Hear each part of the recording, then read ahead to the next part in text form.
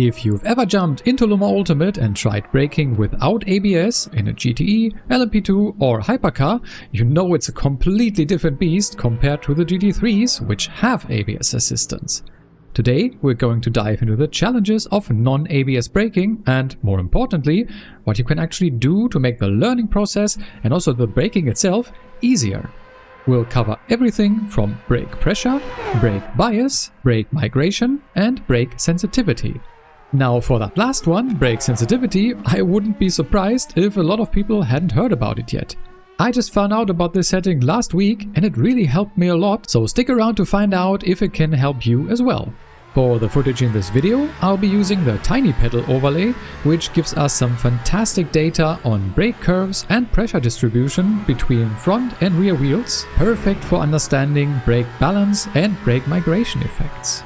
I won't go into setting up this overlay today, but if you'd like to see a dedicated video on the Tiny Pedal setup I'm using, let me know in the comments.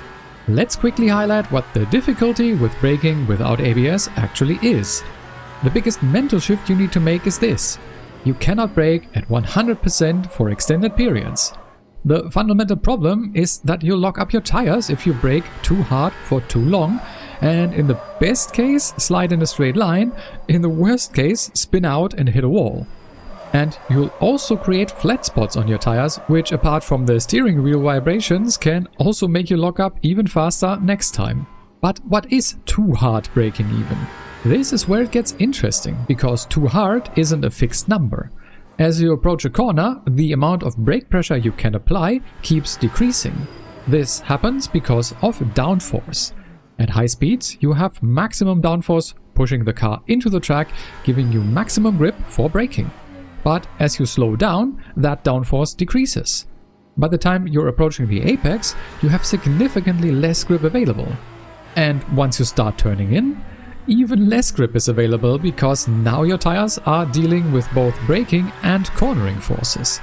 This is why progressive brake release through the entire braking zone is so crucial, which also plays into the trail braking process. Before we now get into the fixes and solutions that can help you learn and be more consistent, if you appreciate the work that I've put into this video, please hit the like button and let me know down in the comments what you are struggling with the most, be that with braking or other aspects of sim racing. Let's start with the most straightforward fix to help us not lock up as much: reducing maximum brake pressure, which can be done for every car in the car setup screen. Under wheels and brakes, the max pedal force limits how much braking force is sent to the car even when you're at 100% pedal input. The benefit is obvious. It becomes much harder to lock up because you physically can't apply as much brake force. But here's the trade-off. This is essentially a band-aid fix. You're sacrificing your maximum stopping power for consistency. When you reduce maximum brake pressure, you lose performance in every braking scenario, not just the tricky ones. When going out here with only 58% max pedal force, I already noticed this in the first braking zone. It felt like I wasn't able to slow down at all. Granted, you would probably never go this low, but at least I was able to slow down the car without locking up by just stomping on the brake pedal. But it's still not a good setting. Something in the range of 70 to 80% could be a learning tool though for total beginners. But as you improve, you'll want to gradually increase the setting back towards 90+% to unlock your car's full potential. But the higher you go, the more careful you have to be, as lockups can occur more quickly. Before we now talk about the fancy hypercar stuff, let's cover brake bias basics. This might also be called brake balance and is crucial for all non-ABS cars. A brake bias setting of 60-40 or 60% means 60% of the braking force is applied to the front and therefore 40% force to the rear wheels.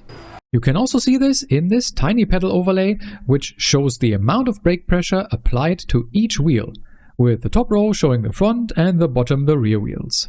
This kind of a setup will make the front wheels lock up first. This isn't great, as front lockups cause understeer and increase your braking distance as you slide in a straight line. Of course this is bad for lap time, but at least you're going straight instead of backwards into a wall. Because the opposite setting, so 40-60 brake bias, or 60% of braking force applied to the rear wheels, causes rear lockups. Rear lockups are your enemy.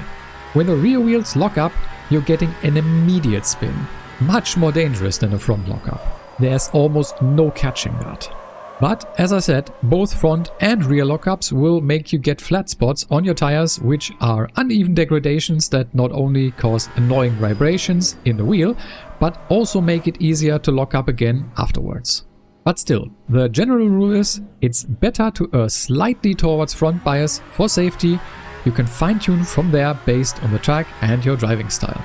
Of course, it's better to not lock up at all, but at least this way you can keep going. Now let's talk about the related feature I like to call dynamic brake balance, brake migration.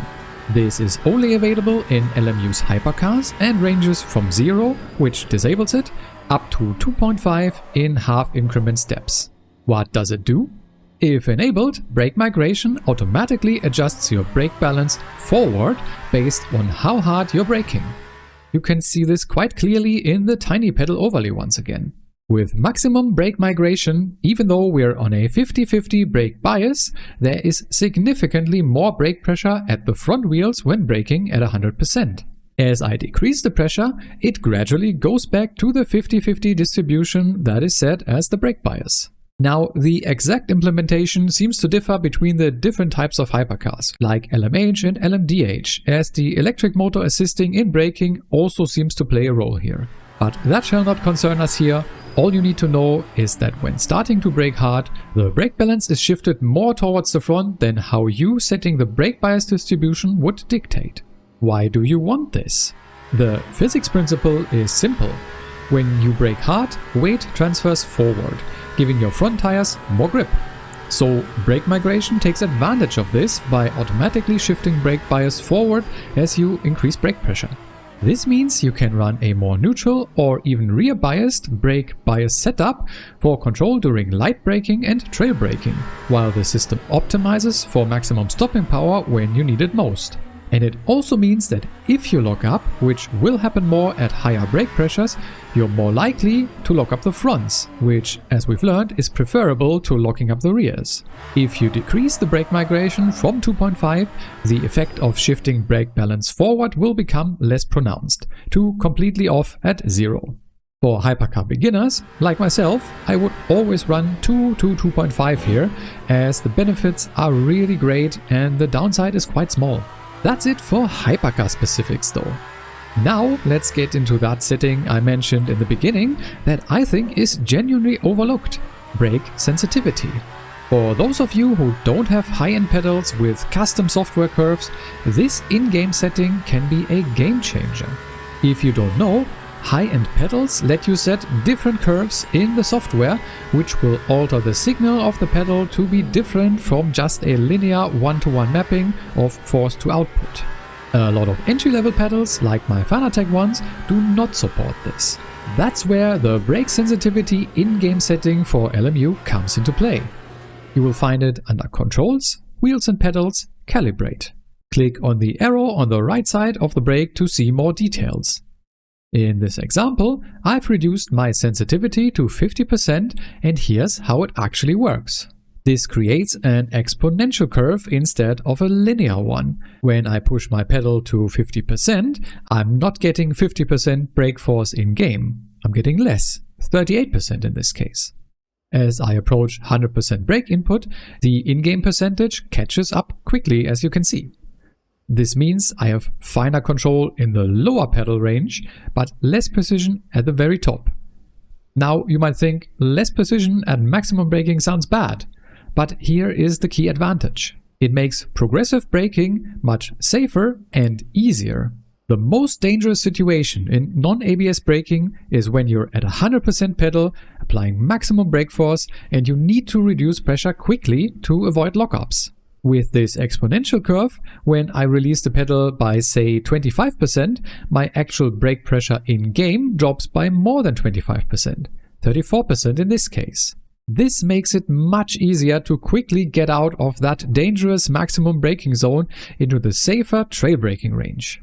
And here's the bonus. You get much finer control in the middle to later stages of trail braking, because that's where the pedal range has the most resolution now. exactly where you need the precision the most. Now, the lower you set the brake sensitivity in-game, the more pronounced or extreme this effect becomes. With sensitivity at 0, I only get 26% actual brake pressure when having the pedal input at 50%. This is probably too extreme, but after trying some different settings here, the 100% brake sensitivity one-to-one mapping of brake input to brake pressure does not feel optimal to me anymore. I'm currently experimenting with settings between 50 and 80%. The results so far? Much safer initial braking and more precise trail braking control. Exactly what you need for consistent non-ABS performance. So give this a try if you can't set custom brake curves in your pedal software. I think you'll be surprised how much this can help. The key to mastering non-ABS braking is understanding that it's progressive pressure release all the way through the braking zone. But understanding the car and in-game settings can really make the learning process a lot easier. And then it's all about practicing. Like anything in sim racing, getting good at braking without ABS takes time. Remember, consistency comes before speed. So when in doubt, brake earlier and more conservatively. Not locking up is way more important than trying to squeeze every last fraction of a second out of the lap by trying to brake as late as possible. Once you've developed the muscle memory, you'll find yourself becoming more confident on the brakes and the lap time will come naturally.